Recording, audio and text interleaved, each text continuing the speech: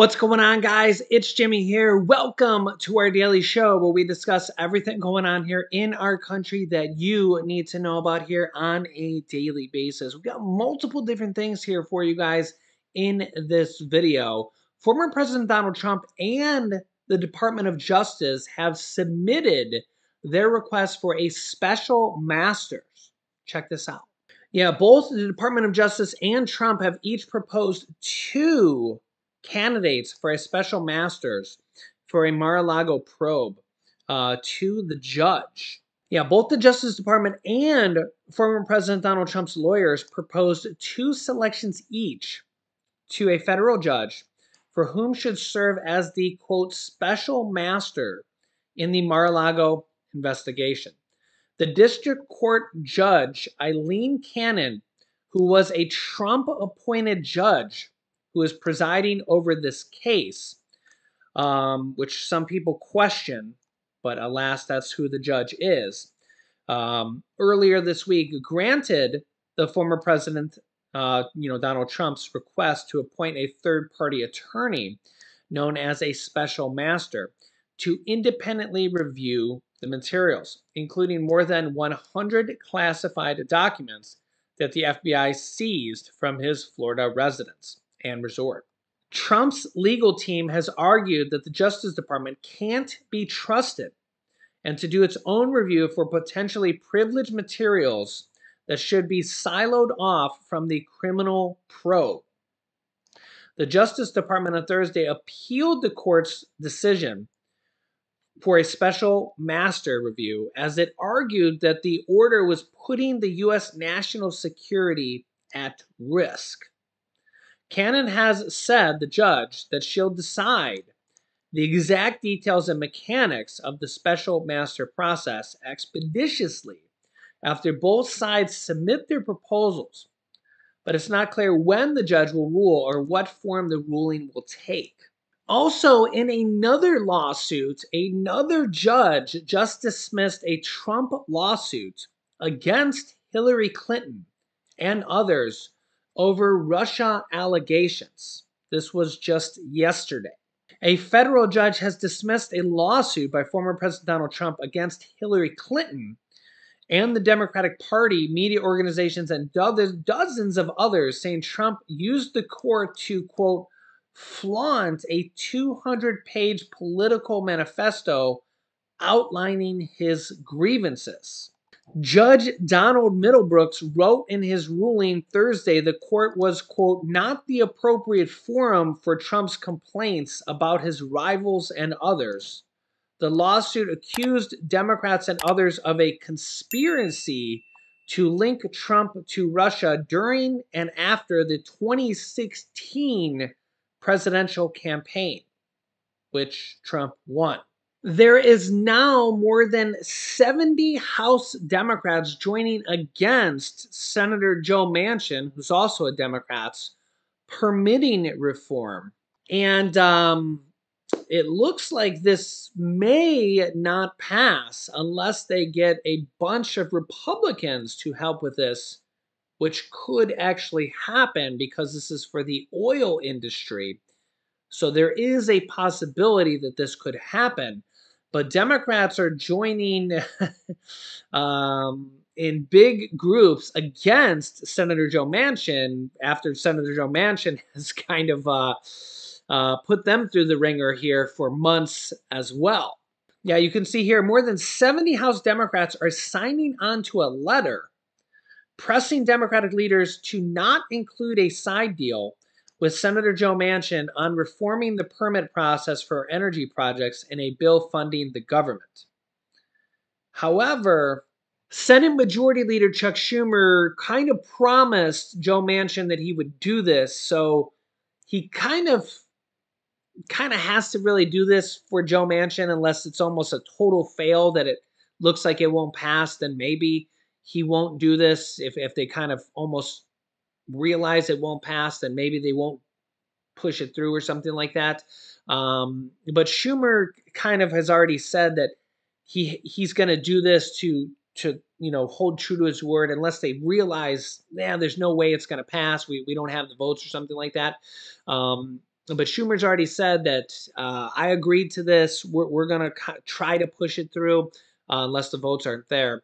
But a lot of Democrats are saying we don't like this. It's going to have way too much pollution. Senator Bernie Sanders said it's going to have the equivalent pollution, this new pipeline, of 27 million cars per year, and it was something like 37 coal plants uh, as well. So it's a lot. It's kind of, I was astounded by how much it's crazy here. You wouldn't think a pipeline would have that much pollution, but um, I don't doubt Bernie Sanders, honestly. I mean, I don't think he's just making these numbers up. So you can let me know your thoughts here, but unless there's a lot of Republicans that come out and back this, which could actually happen, the Democrats, 70 House Democrats alone, if there's not Republican support, will be enough to not pass it. And this is a major deal because right now they're looking to tie this to the government funding bill. And if they do that, we will go into a government shutdown. So that's even that's even worse because government shutdowns are a terrible, terrible thing for our country. We see millions and millions of people laid off, which is not a good thing at all. We don't want millions of people to lose their jobs, even if it's temporarily. Sometimes these things go on for months. So that's not a good thing either. Nobody wants to lose their jobs, even if it's for days. But this could be a pretty bad thing. You can see here the permitting reform language was offered to Joe Manchin to win his vote on massive climate tax and healthcare bill known as the Inflation Reduction Act that was signed in by President Biden last month. But really, the Democrats really weren't that thrilled with the Inflation Reduction Act. Was much slimmed down than what they wanted, and really a lot of that was because Joe Manchin's fault. Joe Manchin provided the critical support to get that bill through, but it really wasn't what a lot of the Democrats wanted. They wanted a lot more in that bill, and Joe Manchin was really, him and maybe Kirsten Sinema were the only people that really made it be a lot less than what they wanted. There was a lot more things that they could have put in that bill. Democratic lawmakers are asking Speaker Nancy Pelosi and House Majority Leader Steny Hoyer not to include the permitting reforms championed by Manchin in the stopgap funding measure that Congress is expected to take up this month. The House could do that. The House could, but I mean, we'll have to see because we could have a showdown here. The inclusion of these provisions in a continuing resolution or any must-pass legislation would silence the voices of frontline and environmental justice communities by insulating them from scrutiny. Senate Majority Leader Chuck Schumer has already said publicly that he would include the provisions in a stopgap funding measure known as a continuing resolution. So you could see the problem that we're already headed towards. Legislative texts on these reforms have not yet been released, but a summary from Manchin's office says they would set a maximum timeline for environmental reviews, assessing an energy's projects' potential climate and pollution impacts, restricting states' abilities to block projects that run through their waters, and require the president to prioritize certain projects. The summary also said the package will require the completion of the Mountain Valley Pipeline, a controversial vessel that would carry natural gas from West Virginia to Virginia. That's the one that Bernie Sanders said would be the equivalent to tens of millions of cars of pollution. Meanwhile, we'll have to see if Republicans will even join in on this because Republicans are looking for a little bit of revenge on Democrats as well. Take a listen. As we inch closer to the November midterm elections, the historic trends are clear. It's typically an uphill battle for the party in control of the White House. The prospects of a red wave do seem less likely than they did a few months ago, but the GOP is still poised to make gains in Congress. At the moment, Politico is predicting a toss-up for control of the Senate and a Republican takeover of the House. That could, and emphasis on could, mean Mitch McConnell, Kevin McCarthy, and a curated lineup of MAGA Republicans would be running the show on Capitol Hill once again. And let's just say Republicans are not being coy about their plans if that happens. He knows when the Republicans take the House and Jim Jordan gets that gavel, his son Hunter Biden will be the first investigating. I guarantee you that the country will be for that. We know that there needs to be a thorough investigation of this. We know from other whistleblowers who have come to Senator Grassley and Senator Johnson and have talked about the political cabal that is inside the FBI. Now that this raid has been inflicted on President Trump, should we be looking for an impeachment of President Biden and Attorney General Garland in the future? I think there's a significant chance we will see either or both. Those clips were all from the last month, but this Republican revenge tour has reportedly been in the works for a while now. All the way back in January, the Washington Post reported on the GOP's plans to go scorched earth on the Democrats. And we're getting new insights into what we might be in store for come next year. From reporter Kadia Goba. She talked to House Republicans who say they plan to take aim at the Biden administration's handling of just about everything, from the border to inflation. She's also reporting that Attorney General Merrick Garland, DHS Secretary Alejandro Mayorkas, and Education Secretary Miguel Cardona could all be subject to impeachment in the House. All of this making the results of the November midterms that much more important. Joining me now is Kadia Goba. She's a congressional reporter for Semaphore, a new global news platform that's going to be launching this fall. Kadia, a big welcome to you to the show. Let's get into more of your reporting first. I mean, what else are you hearing from House Republicans about their plans if they manage to take over next year? Thank you, Katie. Thank you for having me. Yeah, so essentially, there's going to be a robust investigation about, as you said at the top, investigating Hunter Biden, but also investigating some of those cabinet officials they felt failed the American people by not coalescing around messages or more security along the border, letting the president push forward with loan forgiveness, and what they've been ramping up about in terms of politicizing the DOJ. They're holding Merrick Garland responsible for that, and they want to go after these members of the cabinet. Kadia, what have you heard, though, in terms of substantive policy agendas from these House Republicans? Or is it just simply their game plan is to help Americans basically through payback and revenge? Well, see, Katie, I mean, unlike in the last administration, Republicans understand that the likelihood of the Senate is kind of a toss-up. They might not gain control of the Senate, but more importantly, they're not going to have the executive branch. And for that reason, 2 years of a robust investigations platform seems a little more enticing than legislating. They can't push forward any meaningful legislation because the chances of it being vetoed on the executive level is, very likely. That sort of changes if a Republican takes office in 2024. Let me know your thoughts here in the comments. We'll have to see. The Republicans do have a harder time to take over the Senate just by simple math. There's more Republicans up for re-election than there are Democrats. Remember, only about a third of the Senate is up for re-election because senators serve 6-year terms. They're not all up for re-election. All the House of Representatives is up for re-election. So literally everybody's up for re-election there. Where the Senate, not everybody's up for re-election. And there's more Republicans up for re-election.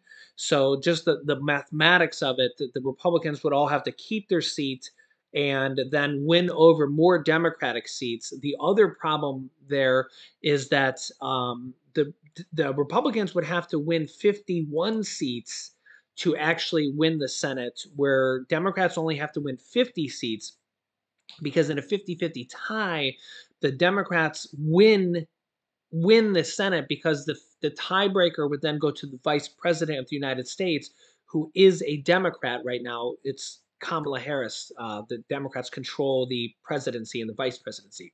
The Republicans do not. So the Republicans would have to actually win 51 seats to win the Senate, where the Democrats only have to win 50 seats. So the Republicans have a much harder time to take over the Senate. Not only do they have to win 51 seats instead of 50 seats, but they also have more Republican seats up for re-election. So they have to retain all those Republican seats and take over some Democratic seats. So it's still possible, but mathematically it's a much harder time for Republicans to take over the Senate. Again, anything's possible, but mathematically it's a tougher time. In the House, it's literally like a 50-50 chance, so it could go either way because everybody is up for re-election. So you can let me know your thoughts here on this. Also today, we know that the Queen of England passed away, and then there is a new king here. Also, when she passed away, take a look at what happened. This afternoon, as crowds in London gathered, you saw this, you had to have. They'd heard the news of the Queen's health, a double rainbow appearing over Buckingham Palace, and about an hour later, the palace announced she had died. For a monarchy steeped in symbolism, some in the crowd were like, this is a sign. Queen Elizabeth and her husband Philip were together again. Prince Philip died in last April, of course. They were married a short 73 years, longer than anyone else in the history of the monarchy, with more than their decades-long love story. Here's NBC's Kelly Kobiella.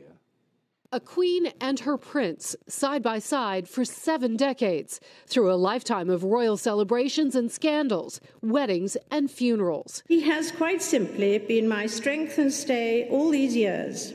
Their early story was a real-life fairy tale. Elizabeth, still a princess, first saw Philip, a handsome naval officer, when she was just 13. Princess Elizabeth saw this 18-year-old, 6 foot tall, incredibly handsome. He was nicknamed the Viking, and she fell desperately head over heels in love with him at first sight. The schoolgirl crush blossomed into an old-fashioned romance. World War II kept them apart, but they managed to stay in touch by mail. He was fighting on pretty much all the naval fronts. It was a correspondence love affair, really. They wrote letters to one another. In July 1947, Philip asked for the future queen's hand in marriage. Just 4 months later, a historic wedding at Westminster Abbey, a celebration for a country still recovering from the trauma of war. Princess Elizabeth became a naval officer's wife, living quietly in Malta, starting a family. That all changed when her father, King George, died, and the young Princess Elizabeth became queen. At the coronation, Prince Philip swore his allegiance, saying he would be her liege man of life and limb, giving up his brilliant naval career to serve his queen. It wasn't a division of labour that was traditional to somebody of Philip's upbringing. He was always quite the alpha male, so having to take a step back and follow his wife as she became head of state was a big adjustment for him. While the Queen looked after her nation, her people, and the Commonwealth, Philip was the patriarch, looking after the family, a devoted father and husband, admitting in a rare public moment it wasn't always easy. Tolerance is the one essential ingredient of any happy marriage. It may not be quite so important when things are going well, but it is absolutely vital when things get difficult. And you can take it from me that the Queen has the quality of tolerance and abundance. They were married for an incredible 73 years, united until Philip's death in April of 2021. The Queen, private in her grief, leaving a handwritten note on his casket. And as she had throughout her life, devoting herself to duty, keeping calm and carrying on. And just months after Philip's death, honoring his life's work. As the impact of the environment on human progress was a subject close to the heart of my dear late husband, if we fail to cope with this challenge, all the other problems will pale into insignificance. Queen Elizabeth will be buried with Prince Philip in Windsor Castle's King George VI Memorial Chapel, the two side by side again. Imagine that, being married for 73 years. It's amazing. Me and my wife just celebrated our 11th wedding anniversary on September 4th. We've been together for 18 years. I hope to make it to 73 years. So that would be amazing. I don't know. I'll be like 100 years old then or something at that point. Let me know if you're married, how many years you've been married in the comment section below. And congratulations ahead of time if or how many years you've been married. So, but yeah, an amazing love story. And, you know, hopefully you have are celebrating an amazing one as well, or maybe you will be in the future. So let me know your thoughts here in the comments. I'll keep you up to date here with everything going on here in our country and around the world. Make sure to subscribe down below to our YouTube channel if you haven't yet. It's completely free to do so. Also, you can support our channel by giving us the thumbs up. Click the bell icon after you subscribe so you get notifications when we go live here with new videos coming out here every day at 10 a.m., 3 p.m., and 8 p.m. Eastern Standard Time. It's completely free to do so, and I'll keep you up to date here with everything going on here on a daily basis. You can click here to watch my newest video on checks going out to millions of people that you might not even know about. And here is my newest video on Social Security raises of $2,400 coming out here hopefully soon. So click on one of those videos next. Thanks for watching, guys, and I'll see you in the next video.